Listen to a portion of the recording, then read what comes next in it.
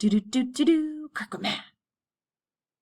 Hello and welcome back. We are on 7.4, Factoring Polynomials. So factoring is kind of like the opposite of multiplying.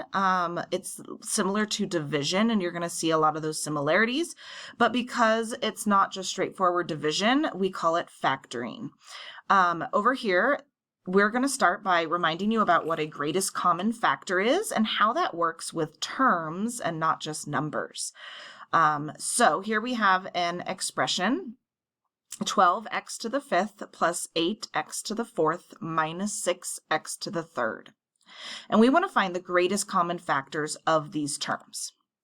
So the very first thing that you want to do, sorry, it looks like I'm a little too zoomed out here. Let me zoom down a bit. There we go. First thing that you want to do, and again, if you're taking notes, we're writing down our steps, is to write the prime factorization of the coefficients. So this is going back to, elementary school, 5th grade, when you learned about greatest common factors.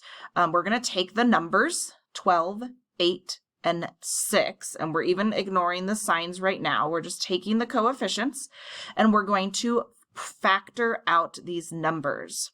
Now, another way that you can do this is think to yourself, what number can be divided evenly into 12, 8, and 6? Some of you will be able to do that in your head, and that's perfectly fine. But if you're struggling with it, if you factor out, your number into its prime factorizations, those are the prime numbers that you multiply to equal your number, then you can see the numbers they have in common.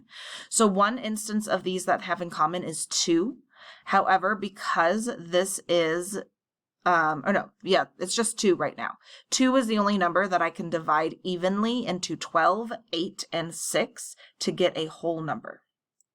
Okay?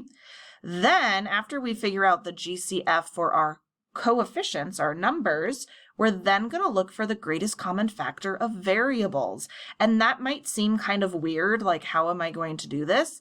But you're basically looking at what if I take those exponents and I spread them out, write them basically into a factorization. 5x to the 5th power is 5x's, x to the 4th is 4x's, and x to the 3rd is 3x's. And I want to look at how many of these they have in common. So every one of these terms, these variables, has 3 x's in it. That means that if I divided this by 3, x to the 3rd power, I could get at least 1 out. I could take out 1. So as a reminder, I'm going to just do it over here really fast. So x to the 5th power, if I were to divide that by x to the 3rd, I would be subtracting, and you'll get x to the 2nd. And then you'll see over here, that's basically what they did here. So do you see how the connection between factoring and dividing is connected? It's the same thing up here. If I were to divide 12 by 2, I'm going to get 6, which is 2 times 3. So that's the same thing over here. So you're trying to figure out what number can I divide each of these numbers by to get a whole number result. What amount of the variable, or instances as they say here, of x can I divide out of each of these variables so that they're all the same, right? What's the largest number I can divide out? Okay, so once you've done the first one and found prime factorization of the coefficients, then you found the prime factorization of the variables, you are then going to write your answer. So the greatest common factor of 12x to the 5th, 8x to the 4th, and 6x to the 3rd is 2x to the 3rd. The 2 came from up here, and the x to the 3rd came from down here. Okay, so really quickly, we're going to jump to another example. This is not in your student companion, so you can write this down on the side or on another sheet of paper, but I wanted to show it again because this is something that can be really tricky. So let's look at it one more time. If I want to factor out the greatest common factor of this polynomial, I'm going to first, and I'm going to do it over here in my work area, I'm going to first factor out the coefficients. So I need to know the greatest common factor of 4, and then don't forget that this coefficient is a 1. It's not visibly there because I don't need to put a 1 there. I just know it's a 1. So what is the GCF of 4, 4, and 1? Okay, if I break this into my prime factorization, that would be 2 times 2, 2 times 2, and then the 1 is just 1. Because it's a prime number, it doesn't have something I'm multiplying it by, but it's just a 1. And then you might look at this, right? We want to know what they have in common, but these numbers don't have a number in common. There is no number that I can divide 4, 4, and 1 by to get an even whole number answer. So I'm not going to factor out one of these. Instead, we're going to look at our variables here. Now, we're going to do each of our variables separately, okay? So we're going to do a to the 5th, a to the 2nd, and a to the 4th separate from b, okay? So again, this is 5 a's, this is 2 a's, and this is 4 a's. If I come up here, I'm going to look and I can get 2 a's here, 2 a's here, and 2 a's here. So my greatest common factor for my a's is a squared. Then if I come over here and do the b's, we're going to have b squared, and b cubed. And you might start to see a pattern here. I don't have to write these out every time. You might notice that it's kind of the smallest exponent, right? Obviously, the smaller exponent will fit into the larger exponents. So whatever your smallest exponent is here, like a to the 2nd was our smaller one, that became my GCF. That's going to happen up here with the b's, because if I circle them, I have 2 b's here, 2 b's here, and I can divide out 2 b's here. So my GCF for b is b squared. So because this was nothing, none, I'm not going to have something there. My GCF in the end, my answer will just be a squared and b squared. And that would be my factored polynomial. And you can see that over here on the left. It's just a squared and b squared, and that's it. Okay, now that we've seen a couple examples, we're going to keep moving on in our lesson, looking at example 2, where we're going to continue to factor out that greatest common factor. But this first question here has us look into why. Why would it be helpful to factor out a GCF from a polynomial? Why is it helpful to kind of pull out the thing that they all have in common? Why not just leave it? Okay, so in here we have a polynomial, pretty big numbers, pretty complicated.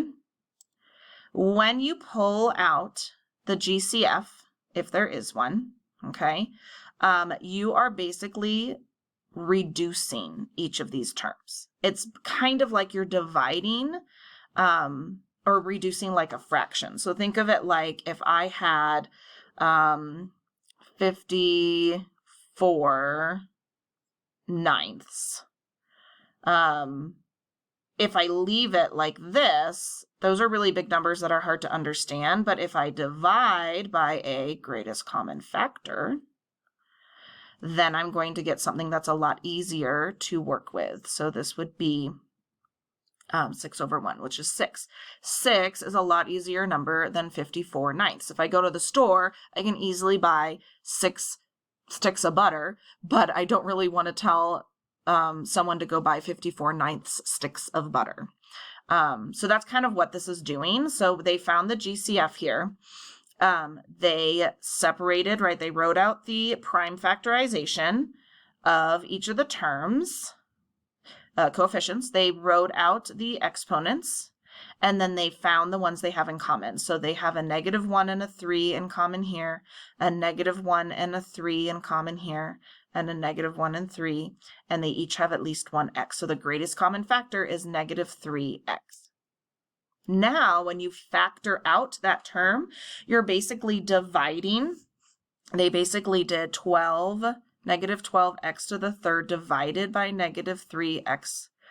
And they're getting these smaller, easy to work with terms.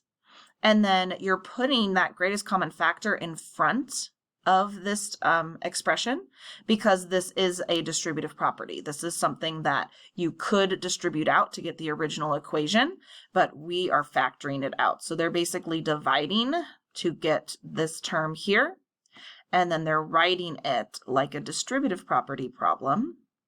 That's called factoring out. It's when you pull out the greatest common factor of the polynomial and you put it in front.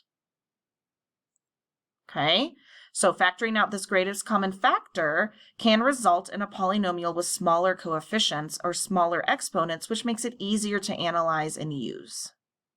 So go ahead and factor out these GCFs from the polynomials. And I forgot to show you, but you also want to go back to example 1 and do these examples as well, right here.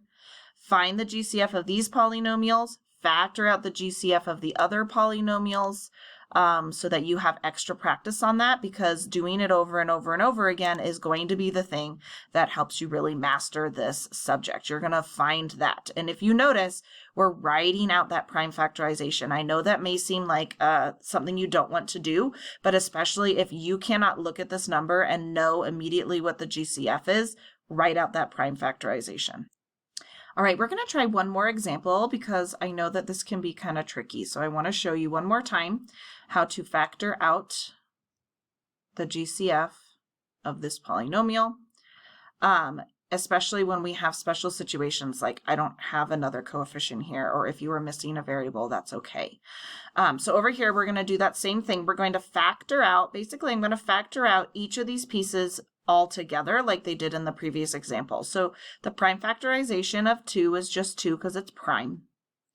The prime factorization of w is just w, there's one of them. And y would be squared would be 2y's, okay? Then over here, we're going to have the factorization of 4, which is 2 times 2. W squared is 2w's, y squared is 2y's.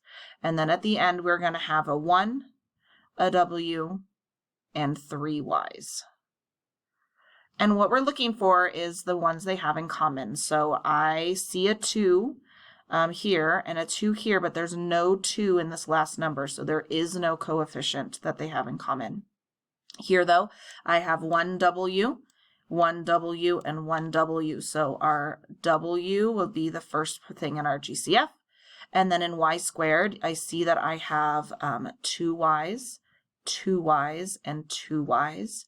So this is going to be y squared. This is my GCF that I would factor out, and I would write it like this: wy squared times, here, let me just show you over here for time's sake, wy squared times 2 times the quantity 2 plus 2w plus y.